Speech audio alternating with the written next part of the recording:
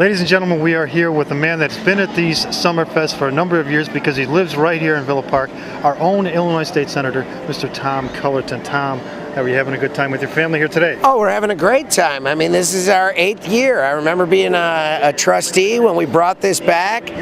My wife, Stacy, was on the Summerfest commission. My boys were small and little, and they had to be, you had to walk around and make sure they were all taken care of. Now, who knows? They're gone on rides. They're gone. I mean, we're at year 8, so my oldest is 12 years old, running around like crazy. Now, you're downstate now. You're in Springfield. That's where your office is.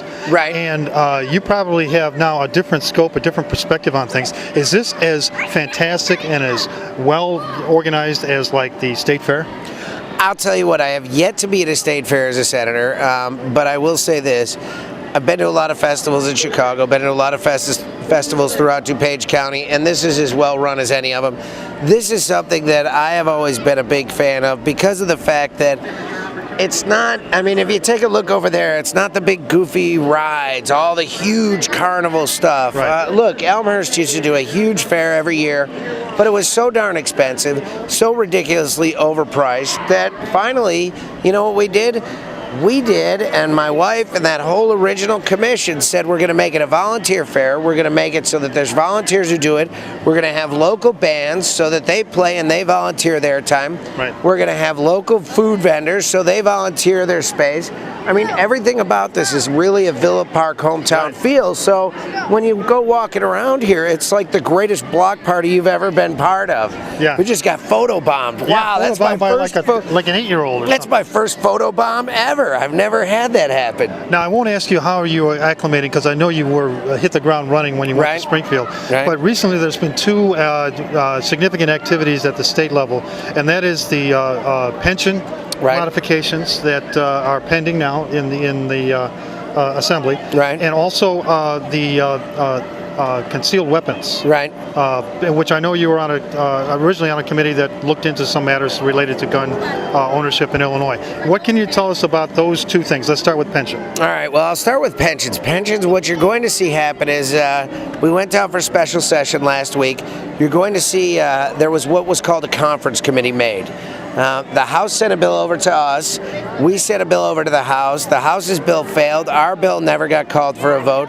So what they did is they put together a conference committee, which means they have 3 members from the House in each part, or 3 members of the majority party in the House and the Senate. So you've got 3 Dems in the Senate, 3 Dems in the House. Then you have 2 members from the minority party, 2 Republicans on each side, come in. So that sort of band of 10 will be the one that starts really muscling down and working on all these different things that have been out there.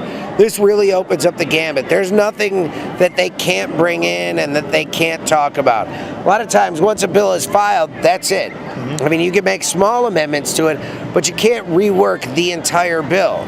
So this will be a great move forward. We're looking forward to that conference committee. The conceal and carry was supposed to come into effect on June 8th. Attorney General Madigan asked for an extension until July 9th. The bill has been passed by both the House and the Senate. It's awaiting the governor's signature. There is an opportunity, I believe, from my understanding, the governor will be vetoing, if not the whole bill, at least a small portion of it. If he does that, then we'll be back down in Springfield again. We'll have to either override the veto, accept his amendatory veto, and that bill will become law. But come July 9th, if there's not a law on the books, there's no law in Illinois. Right. And the courts have told us by June 9th there had to be. They gave us an extra 30 days. So by July 9th, there better be something on the books, or you're going to see a whole lot of different things going on. Yeah, that we don't want. That we don't want. Now, those are 2 very important issues, gun activity and control and regulations that have been going on for a while. But there's other things in the state and in our own community and in our district that you have, District 23, that are important. You have a big project coming from O'Hare down the corridor through your district. Tell us about that. I carried the bill or the resolution.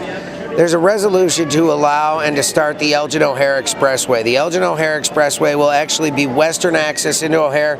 If you've ever heard of the Elgin-O'Hare, it finally will go to one of those places. Okay. It used to not go to Elgin, and it used to not go to O'Hare. By the time I'm finished with this resolution, almost a highway to nowhere. Almost a highway to nowhere. But as what we did is we realistically found a way. This was a huge partnership between Dick Durbin and Tammy Duckworth in finding federal dollars to get it to go all the way into O'Hare. So that'll be western access into O'Hare.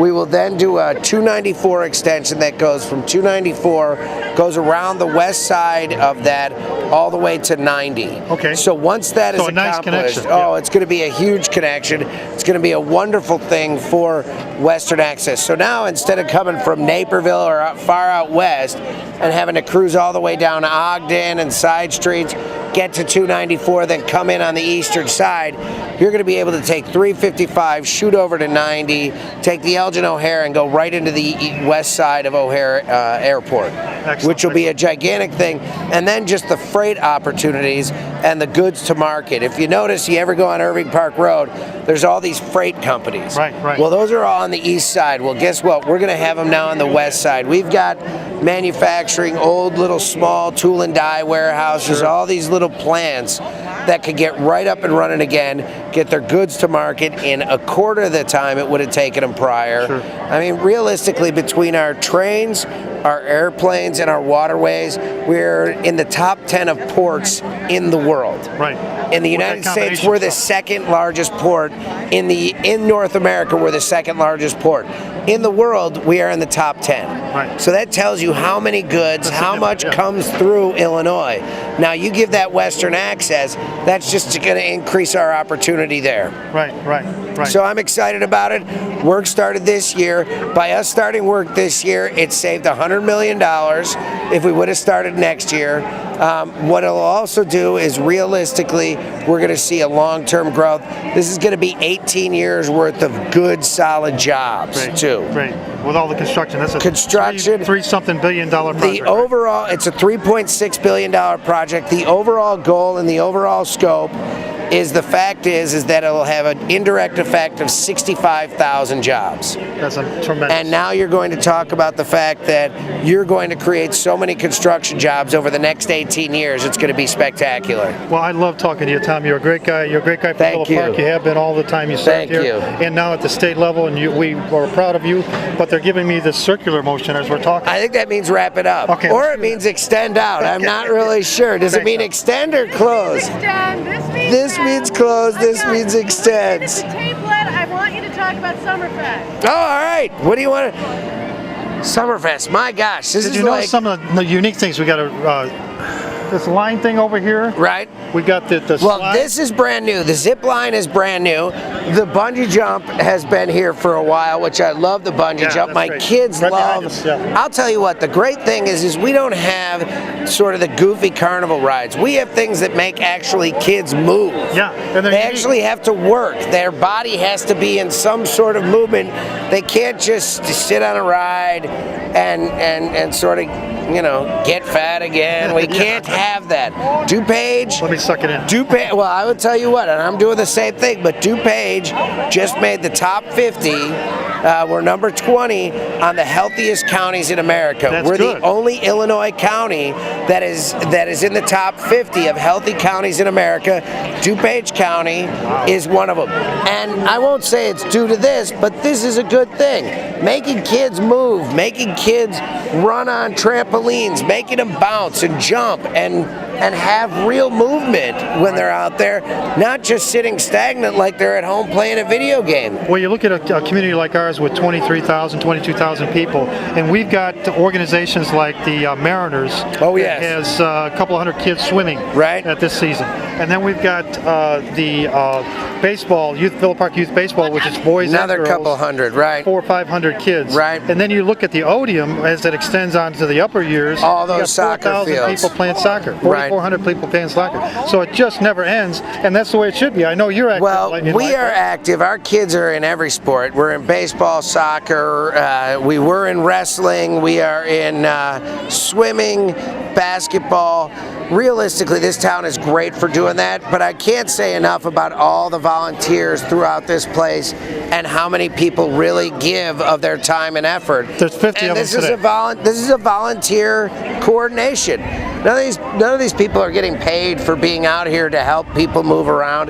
This is all volunteers. Our businesses, our business community is a huge benefit for this as well. Well, that's great. Yeah, I told Sam Greco, who has helped run this organization with the chairmanship on that Summerfest committee, that the 50 volunteers here is a crowd that most people would like to have at any event. Oh gosh, I would love to have them at any event I could. If any of them want to volunteer to come do a parade for me, that would be great too. We're about to get into parade season. I think I got 4 on the 4th of July. We'll help you. Right. You've been listening and watching Thank Tom you. Cullerton, Illinois State Senator in the 23rd District for Illinois, and our former Villa Park president and great citizen of Villa Park. Thanks, Tom. Thank you.